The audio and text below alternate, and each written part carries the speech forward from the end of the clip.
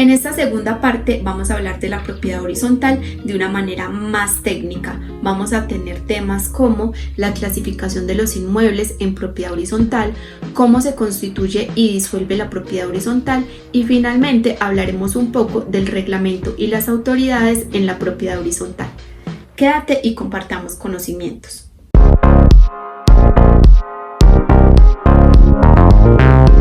Como lo mencionamos en la primera parte del video de propiedad horizontal, este régimen se constituye bajo la Ley 675 del 2001. Es un sistema jurídico que va a regular los derechos y los deberes que tenemos como propietarios en un conjunto o edificio construido o próximo a construir. Dentro de esta norma, los inmuebles que están afectados bajo este régimen se clasifican según su destinación o uso. Edificio o conjunto de uso residencial. La norma nos indica que son inmuebles cuyos bienes de dominio particular se encuentran destinados a la vivienda de personas de acuerdo con la normatividad urbanística vigente. Edificio o conjunto de uso comercial. En cuanto a la propiedad horizontal, el uso comercial nos indica que son inmuebles cuyos bienes de dominio particular se encuentran destinados al desarrollo de actividades mercantiles de conformidad con la normativa urbanística vigente. Edificio o conjunto de uso mixto. Finalmente, el uso mixto es como la combinación de estos últimos dos términos en estas clasificaciones, donde la norma nos indica que son inmuebles cuyos bienes de dominio particular tienen diversas destinaciones, tales como vivienda, comercio, industria u oficinas, de conformidad con la normativa urbanística vigente. Es necesario identificar tres segmentos para constituir un régimen de propiedad horizontal. El primero es la conformación, es decir, esa voluntad expresa del desarrollador o del constructor o de los propietarios de ese conjunto de inmuebles. La constitución. La propiedad horizontal se constituye por medio de escrituras públicas, tal cual nos lo indica el artículo 4 de la Ley 675 del 2001. Un edificio o conjunto se somete al régimen de propiedad horizontal mediante escritura pública registrada en la Oficina de Registro de Instrumentos Públicos. Realizada esta inscripción, surge la persona jurídica a que se refiere esta ley, que este sería nuestro tercer segmento que constituye las bases fundamentales para construir este régimen de propiedad horizontal, y haciendo claridad de que se constituye la certificación de existencia y representación de esta persona jurídica. Es decir, en propiedad horizontal no va a haber una persona natural quien sea a cargo de este régimen, debe constituirse formalmente una persona jurídica. El artículo 5 de esta misma ley nos indica cuál es ese contenido mínimo que debemos de tener a la hora de escriturar este tipo de escritura, y ese registro se lleva a cabo en la Oficina de Registro de Instrumentos Públicos de cada municipio.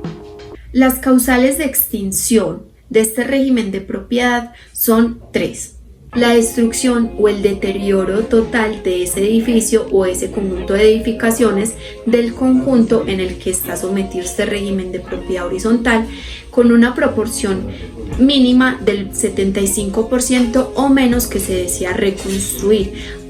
Un punto acá es muy importante cuando a la hora de invertir en un inmueble, ese es un riesgo, porque muchas personas creen que no hay riesgos en invertir en bienes raíces, y hay muchísimos riesgos y aumentan cuando no hay conocimiento. Entonces es muy importante uno entender cuál es la vida útil o la vetustez de ese inmueble para evitar esos deterioros o esas posibles destrucciones. La decisión unánime de los titulares del derecho de propiedad sobre bienes de dominio particular, siempre y cuando medie la aceptación por escrito de los acreedores con garantía real sobre los mismos o sobre el edificio o conjunto.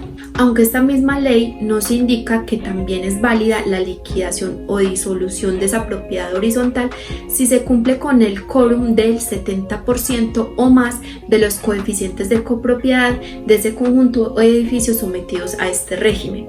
Y por último, una orden judicial o administrativa puede disolver este régimen. Aquí es muy vital entender qué significa o qué tan relevante es entender ese coeficiente de copropiedad a la hora de escriturar ese bien o realizar ese tipo de inversiones, porque eso es realmente lo que va a quedar de tu patrimonio si llega a suceder una catástrofe. Digamos, si el edificio se cae, se demuele, ¿de qué eres dueño? Si ya ese apartamento no existe, esa unidad residencial, ¿de qué eres dueño? Es del terreno, ¿cierto? Y el terreno se comparte con todos los copropietarios. Entonces ese grado de copropiedad que tú tienes es realmente tu patrimonio que puede quedar. Es muy difícil que pase, sí, muy difícil que suceda, que se demuela un edificio, que se caiga, ¿cierto? Pero pasa. Y ya hemos tenido casos y experiencias pasadas de esas situaciones vividas en Medellín, Antioquia. Entonces, y más porque hay que entender que es muy difícil decir que vamos a reconstruir un edificio de donde el capital. Entonces hay que tener mucho cuidado en entender esos niveles de riesgos que corremos a la hora de decidir invertir. Cuando la escritura de extinción de la propiedad horizontal esté registrada, la copropiedad sobre el terreno y los demás bienes comunes deben ser objeto de división dentro de un plazo no superior a un año, tal cual indica el capítulo 3 de esta misma ley.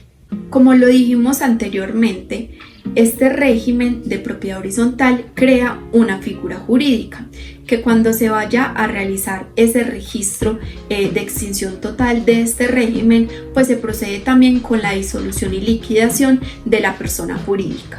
Este régimen de propiedad horizontal tiene que tener un reglamento que regirá la propiedad y obliga a los copropietarios a seguir una serie de derechos y deberes y debe quedar consignada en la escritura pública de su constitución, es decir, hace parte integral de la escritura pública de ese inmueble o esos inmuebles. Ten muy presente que el reglamento de propiedad horizontal debe hacerse bajo los lineamientos del artículo 5 de la ley 675 del 2001 y en ningún momento es similar de un manual de convivencia. La asamblea de copropietarios, digamos que es la máxima autoridad de la copropiedad encargada de administrar y dirigir este régimen de propiedad horizontal y su respectivo reglamento. Esta asamblea está ya constituida por todos los propietarios que tienen derecho vital de participar y votar.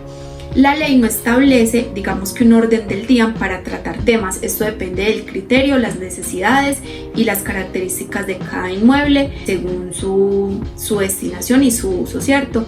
Pero hay que tener mucho cuidado con el tema de las asambleas extraordinarias porque están regidas dentro de esta ley, en ningún momento tienen el derecho de tomar decisiones. Una asamblea extraordinaria se puede convocar cuando ocurran sucesos representativos que sumen urgencia y que ameritan ser atendidos.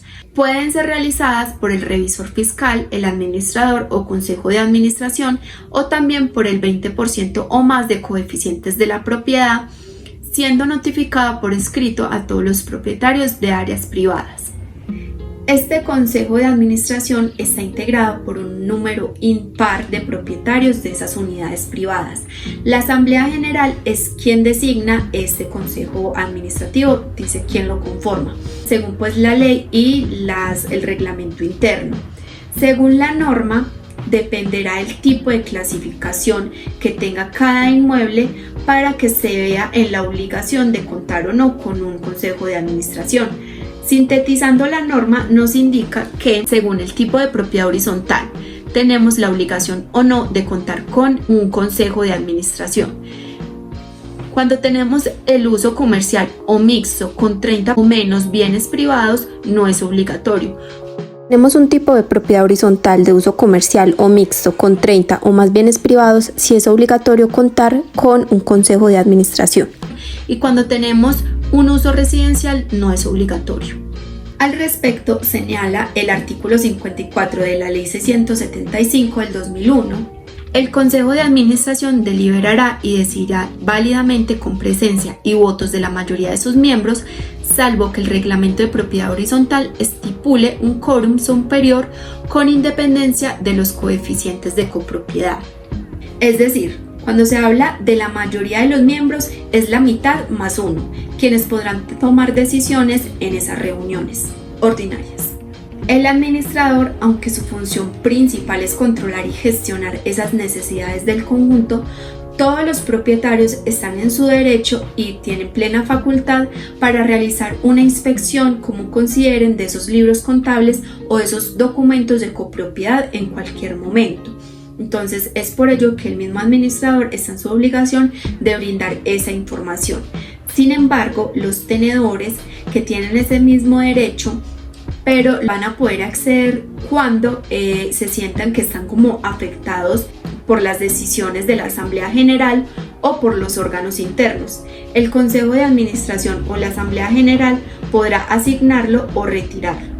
El revisor fiscal, como indica el Ministerio de Vivienda, es aquel que puede ejercer como el control sobre las operaciones de la administración y además es el encargado de entregar recomendaciones e informes para lograr que esos bienes sociales estén adecuadamente funcionando y protegidos con esas relaciones entre factores internos o externos, históricos o prospectivos, y para poder lograr una estructura eficaz en el control de los mismos. Según el artículo 56 de la presente ley, es obligación contar con revisor fiscal cuando el tipo de propiedad horizontal sea de uso comercial o mixto, pero si el tipo de propiedad horizontal es de uso residencial, no están en la obligación de tener revisor fiscal.